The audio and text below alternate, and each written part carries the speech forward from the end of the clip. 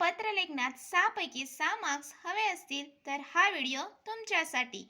नमस्कार विद्यार्थी मित्रांनो, आज सपोर्ट ह्या चॅनलमध्ये तुमचे स्वागत आहे.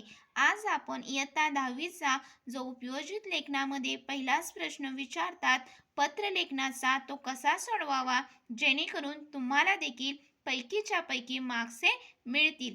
तर चला तर पाहूयात.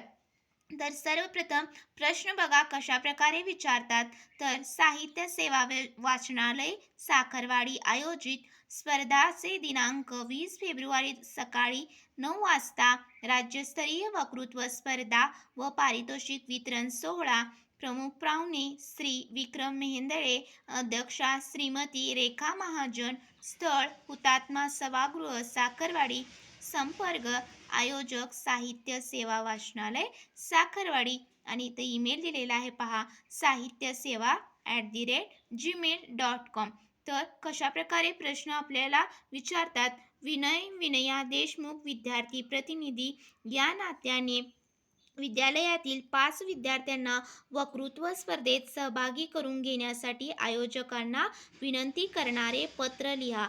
तर विनंती करणारे पत्र यांचा समावेश औपचारिक पत्रलेखनात येतो, त्यामुळे त्यासाठी 6 मार्क्स हे असतात. जर तुम्ही औपचारिक पत्रलेखन लिहिले तर त्यासाठी देखील 6 मार्क्स हे आहेत. तर चला तर पाहूयात. तर इथे काय आपल्याला विषय दिलेला आहे काय तर पत्रलेखनाचा.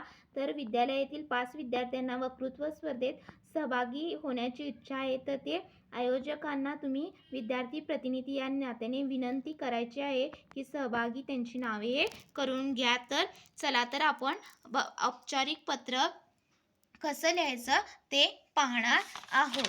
तर औपचारिक पत्रलेखन हे आपण कशा प्रकारे लिहितो तर ते आज पाहणार आहोत.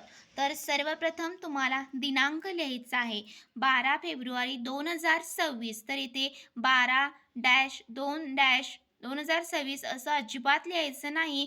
तुम्हाला तिथे 0 मार्क्स मिळतील.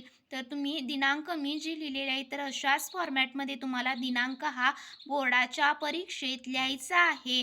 त्यानंतर प्रति कुणाला पत्र लिहित आहात तर जे माननीय आयोजकांना. तर जे आपल्यापेक्षा मोठे व्यक्ती आहेत तर त्यांच्यासाठी माननीय हा शब्द लिहायचा असतो. त्यानंतर आयोजक स्वल्पविराम साहित्य सेवा वाचनालय साखरवाडी स्वल्पविराम कोल्हापूर 416-012. तर त्यांचा पत्ता जो आहे तो आपल्याला प्रश्नात दिलेला आहे. तर इथं पाहू शकता तुम्ही संपर्क आणि आयोजकांचा जो पत्ता आहे साहित्य सेवा वाचनालय साखरवाडी कोल्हापूर.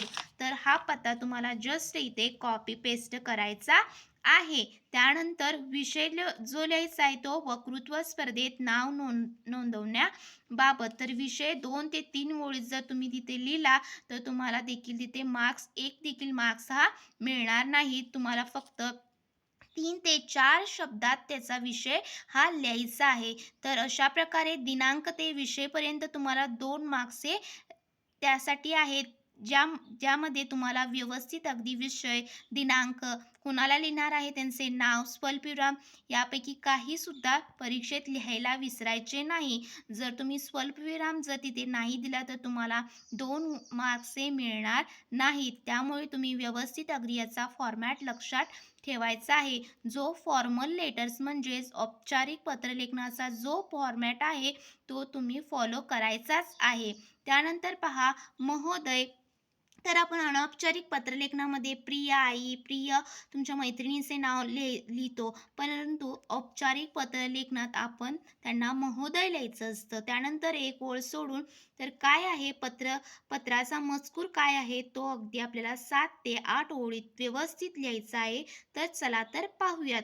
तर मी विनया देशमुख सरस्वती विद्यालयाची विद्यार्थी प्रतिनिधी या नात्याने माननीय मुख्याध्यापकांच्या परवानगीने हे पत्र आपणास लिहित आहे. तर तुमचं इथे इंट्रोडक्शन लिहायचं आहे आणि तुम्ही कोणत्या विद्यालयाची विद्यार्थी आहात प्रतिनिधी आहात ते ह्यामध्ये हे इथे मेन्शन करायचं आहे. जर तुम्ही डायरेक्ट विषयालाच जर तुम्ही विषयाला सुरुवात केला तर ते अतिशय जे पत्र वाचणार आहे तर त्याला समजणार नाही. त्यामुळे तुमचे इथे नाव आणि कोणत्या विद्यालयाचे तुम्ही विद्यार्थी आहात ते लिहायचं आहे. त्यानंतर पहा, आपल्या साहित्य सेवा वाचनालयाद्वारे आयोजित राज्यस्तरीय वक्तृत्व स्पर्धेत विद्यालयातील 5 विद्यार्थी सहभागी होऊ इच्छितात.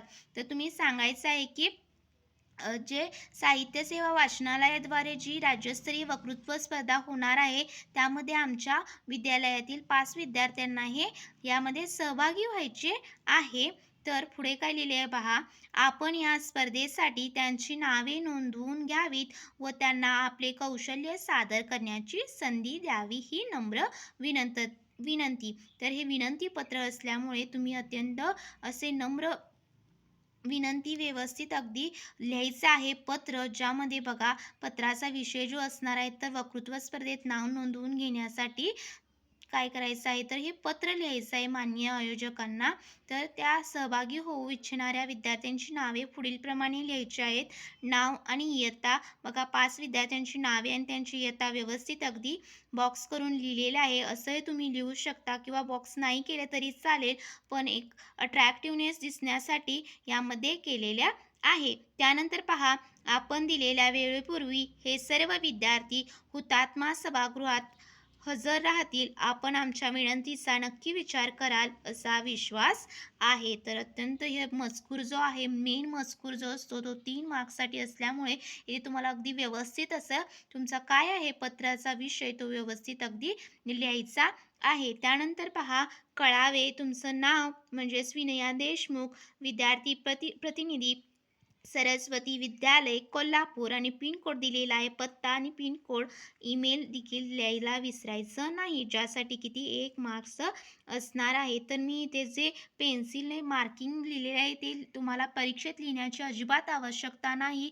फक्त हे मी तुम्हाला समजण्यासाठी लिहिलेलं आहे. तर अशा प्रकारे औपचारिक पत्रलेखन तुम्ही पाहू शकता.